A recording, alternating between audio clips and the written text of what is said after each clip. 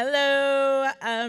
For those who don't know me, my name is Judith Browne Dianis, and I am the Executive Director of the National Office of Advancement Project. And I am so excited to be here. I want to thank everyone at the Leadership Conference for having this discussion. To my good friend Vanita, love you and love what you're doing. I'm honored to be here to have this conversation with one of my heroes, Desmond Meade.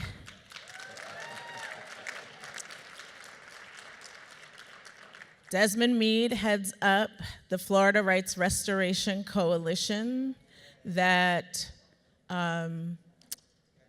did something really big this election cycle.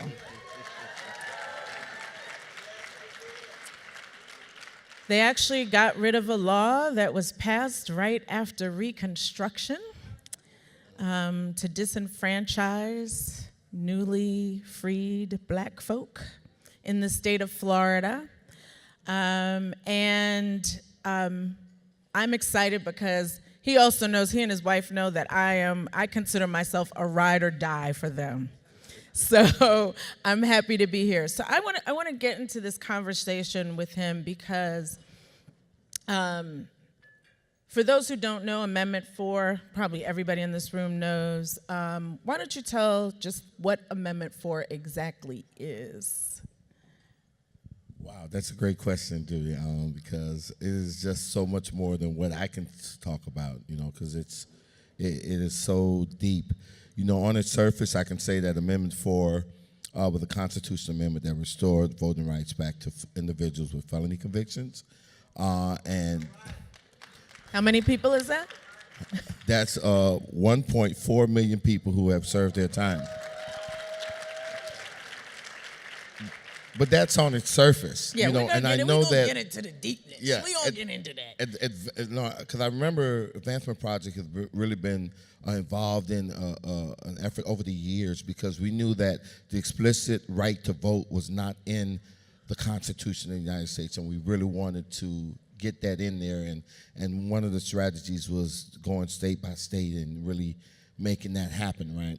Well, what Amendment 4 just actually did was actually created a constitutional right to vote for people with felony convictions. And that is huge. And I think that that's something that needs to be really lifted up. So Desmond, let's start with this question, because in looking at Amendment 4, and not just Amendment 4, but the work that led up to it. So we met, Advancement Project was one of the original groups in the Florida Rights Restoration Coalition, started in 2003. We met about 2006 when you came on board. And I would say that the Florida Rights Restoration Coalition took a huge pivot when you came into leadership because it was personal. Yes. Why was it personal for you? Well, it was personal because I am a returning citizen. And I'm not, ashamed to say it now, but because of drug addiction, I got in a lot of trouble, and I was in and out of jails and eventually prison. Eventually, my addiction brought me to railroad tracks and had me standing there waiting on the train to come so I can jump in front of it.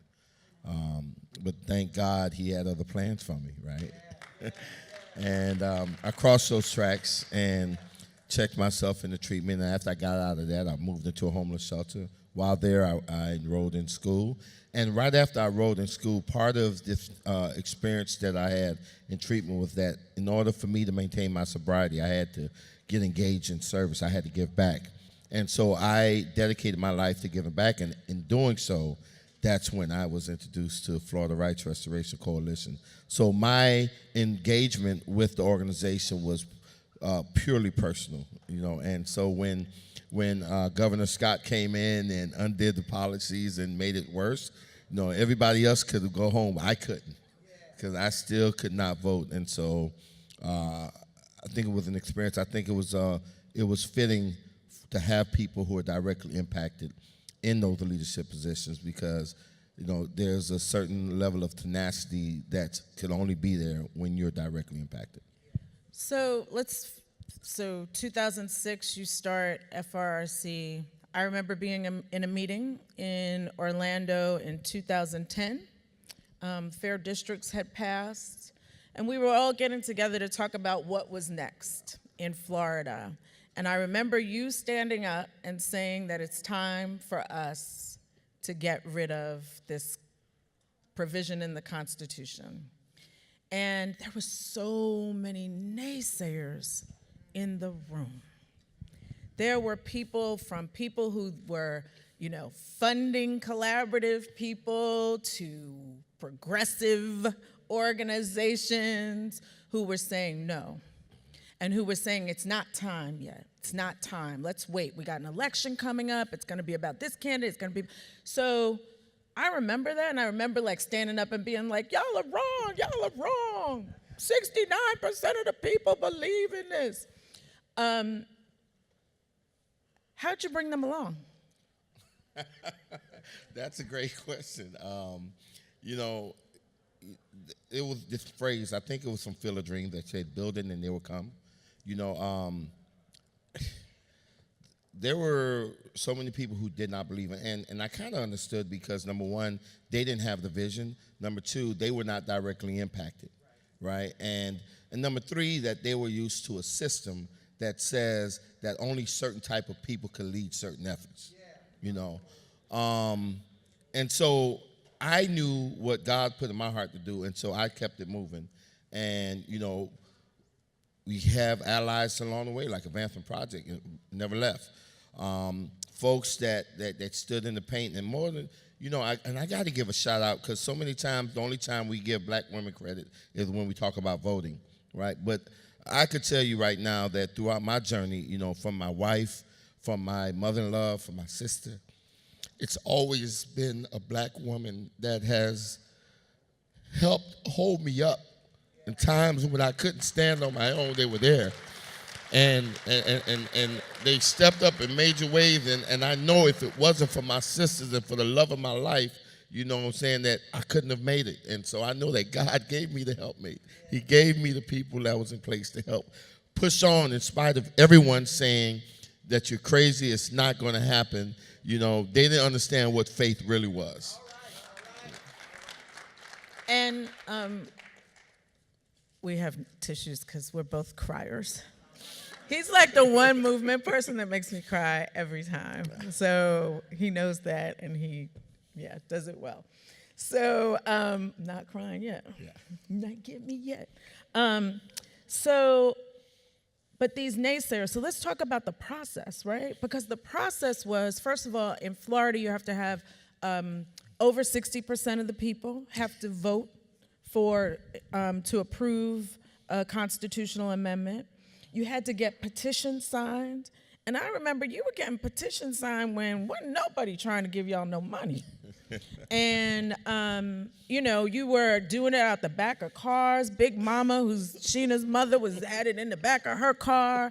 I mean, this was grassroots from the beginning when no one believed. Just talk a little bit about that process of that petition collection and how y'all did it. And then eventually people came to the party and helped, right? Yeah. But before they came to the party, what was it like? And let me tell you, there was a time when, there was some resentment, when you were looking out, pleading, when I would come up to D.C., I would spend my student loans just cold calling on folks, just pleading and begging folks to understand how important this issue was and how transformative it was. But and even though it seemed like no one wanted to pay attention, that there was some resentment there. But I understood through my even spiritual relationship with my higher power, who I choose to call God, that sometimes he takes you through some things. So even when he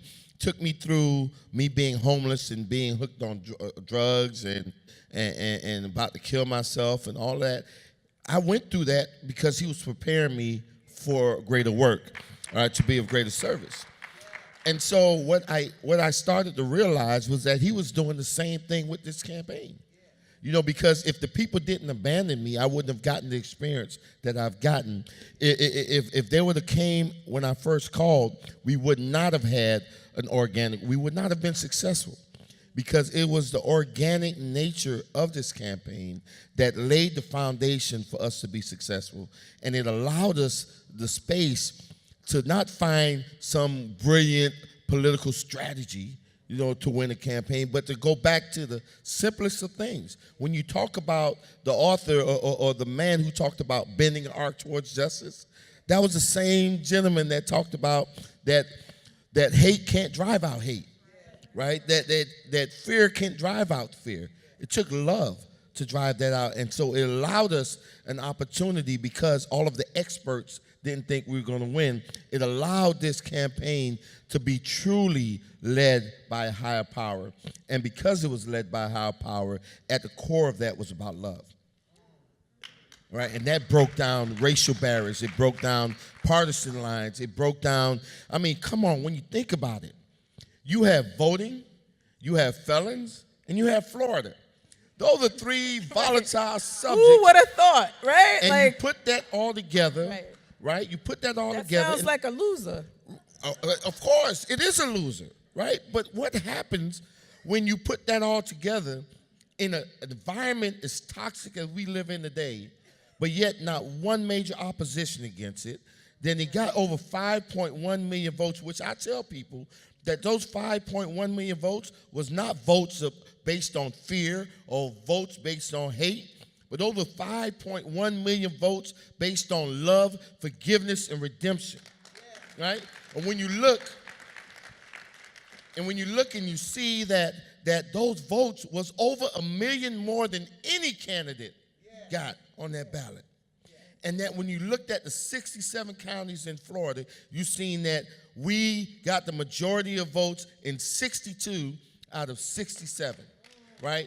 This is the same toxic issue, but yet we had our Jewish brothers and sisters. We had our Islamic brothers and sisters. We had our conservative Christians. We had our AMEs that was representing, right? And you had even our Latino evangelicals. How could you get such a hodgepodge of people singing the same chorus of love? That's amazing. And I believe that what happened on November 6th is something special enough for this entire country to take pause and to really analyze. Because I believe that somewhere in that victory is the secret sauce to how we move major issues in this country. That's right. So I want to move to November 6th. So the days leading up to the election, so Advancement Project, we usually are on the ground doing our little lawyer thing and all that. And I was like, I'm not doing that this time. I'm knocking on doors. And I took Jesse Williams, our board member, the activist, with me. We were in South Florida knocking on doors. And then I came up to Orlando, actually came on the Let My People Vote bus, slept on that bus. And I would say for me, what was important for me to do in that moment, while so many of my colleagues were in Georgia doing really important work, for me it was important because I had seen this journey, and that I had seen the work that you and your family and a coalition of groups had done. And I also know that from prior years of doing litigation in Florida, that this was one of those issues that we had to take care of. And so as I was knocking on doors, and I've done canvassing years ago in Florida, but again, the same thing of knocking on doors. I asked Sheena Roll, who was helping them with the campaign, I said, send me to the hood of the hood of the hood. I'm not scared, they're my people. And so I was knocking on doors, and so many of those people were people who could not vote, and who, when I engaged with them, they knew about Amendment 4, though. And they were excited about the potential of Amendment 4. And they understood that January was going to come, and for them, some semblance of freedom was finally going to come. And so tell me about like that moment. So I was there for the victory party, and we were in a ballroom, and I remember, like that was a crying moment. Tell me about that moment when they called it. You said a lot just then. So much is just running through my mind now. Yesterday, I revealed for the first time something that I never told anyone. Not even my wife, believe it or not. And I tell my wife everything because she's my best friend as well. But I had carried a burden for quite a long time during this campaign because as a person of color, I felt extra stress or tension knowing that if we did not succeed, that would be a reason for folks to say that's why we don't let people of color lead major fights. And so that was the extra burden that I had to carry because I knew that I wasn't just talking about liberating 1.4 and creating a more inclusive democracy, but also for the skillful and extremely competent men and women of color that was out there that was not given that opportunity to lead major campaigns or to be funded properly, that there was that extra burden there to win that. And so on that night, when those final numbers came, that was a huge burden that was lifted off of me. But I tell people, when you talk about when you canvass the community, and this is, like I said, this is no kind of slight to any of our great folks that was running. But I told people, and you heard me at the church when I told people that the most important person on that ballot, name wasn't on that ballot, but Pookie was on that ballot. Shaniqua was on that ballot. Ray was on, Desmond was on that ballot. When my wife went to go vote on that ballot, the most important thing for her was liberating her husband, giving her husband the right to vote. And that came across that night. That came across that. We're talking about igniting or reinstilling hope in over 1.4 million people in Florida. And there's nothing more powerful than hope, And so I believe that, when that ticker went down and you seen us all jumping and tearing down the stage, it seemed like that was a release. That was a release of 150 years of oppression. That was a release of years of being told that we weren't good enough, that we had other fights to fight instead of our fights. That was a relief to know that, listen, a person of color can be strategic enough to maneuver a campaign in treacherous waters and come out of there unscathed. So it was one of the most beautiful moments of my career to be there. And I remember there was a sister who was videotaping. She was doing Facebook Live, and she was crying and saying, "I can vote, I can vote."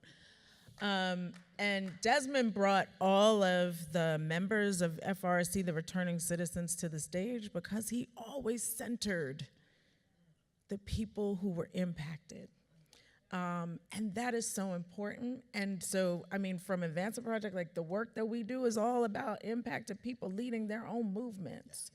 And the importance of that because of the genius in impacted people and not discounting that. And so I want to also just lift up the beauty of the movement because of impacted people being at the forefront. And just want to ask you, I've got two more questions for you, I think. One is, so what's your, we got a room full of folks from national organizations, some local organizations. What's your lesson learned about impacted people leading their own movements? What advice do you want to give the room? The proof is in the pudding. Listen, let's be real. Especially in Florida, we over years and years we haven't much to celebrate in Florida. But here was at one time. And matter of fact, no, let me change that because there were two major ballot initiatives that was won on November 6th, right? And both of them was led by people of color who was directly impacted. Norris Henderson in Louisiana, he led vote in Amendment number 2 that got rid of this Jim Crow law that allowed people to be convicted without having a unanimous jury, which was amazing. And then, of course, Amendment 4 that now established voting rights for over 1.4 million folks and beyond, right? And I think the proof is in the pudding. You know, when you let people who are closest to the pain, you give them the space not only to lead, but you give them the space to fail. Let me back that up again. You give them the space to fail, because the difference between a Harold Miner and a Michael Jordan was Michael Jordan was allowed to play through his mistakes. Harold Miner kept having to look over his shoulder and never materialized into the great player that he could have been. Give us room to fail like everybody else. Give us the support financially like everybody else. And like I tell people, listen, I've seen where people who have historically lost get funded in droves. So listen, we're like in the words of one of our great DJs in Florida, FRRC, our new theme song is all we do is win, win, win no matter what. Fund that. Fund winners. And we're giving you that opportunity to do so. So that folks know this work was not just about the amendment, right? So we did a report called Democracy Disappeared, released early before the election, that showed the impact of disenfranchisement on communities of color, and how in every neighborhood where there are high concentrations of people who could not vote, you got all the things you would expect: high poverty rates, low education attainment, high unemployment. And so we know that this is important. And so Amendment 4 wasn't just about getting the vote, right? It was about building power. This was not transactional. This was movement building. So talk about what's next. That's a great question. You always asking great questions. But part of that, too, is like, you know, a lot of people focused on the 1.4, but what we knew is that there was an additional 2.4 million people who was registered, where a lot of those individuals were related to people who couldn't vote. And so Amendment 4 was not only just about liberating or re-enfranchising the 1.4, but to also re-engage. And so when you talk about what's next is that we want to embrace the spirit that got us to win by making sure that we continue to not do business as usual, right? So many folks right now rushing out there trying to find felons to register and all that, you know. Listen, we register folks. You can register 1 million people, and if only 10% of them show up, we got a problem, right? And so we know that as we're moving forward into 2019, our goal is to change the way we approach even registration, knowing that we have to layer other things on top of that to increase the likelihood of people being civically engaged and in tune and knowledgeable about the issues and being able to vote, right? And so that's what what's next is. How do we build out, FRC has 12 chapters throughout the state of Florida, how do we build those chapters out, engage in peer-to-peer registration and engagement? How do we work with our allies and our partners, and making sure that not just the 1.4, but there's way more than 1.4 million that's not registered in Florida, and they need to be engaged in a way, because we cannot continue to be ignoring people and then scratch our head wondering why they don't come out to vote, right? And so our job and our commitment is to reaching out to the folks who have been neglected, who have been marginalized, and engage them and empower them in such a way, because when that happens, then we see the beauty of democracy. So Desmond, I want to thank you for allowing one person me got it. To be. One person got it. I don't think the rest of you all got it, but that lady over there in the yellow, she got it. Look, she's been getting the whole thing, though. She's been getting the whole thing the whole time. So I just want to thank you for allowing me to be a very small part of a major part of history that was made in this country. We all should be thanking you for correcting the wrongs of the past, for giving our people another chance, and to shifting democracy. So I want to thank you, and thanks everybody for your time. So I just want to thank, because I know there's many of you all out there, folks representing different organizations that have played some role or another in our victory. And so you need to continue standing and give yourselves a round of applause, because it truly was a collective effort. It truly was. So thank you all so much.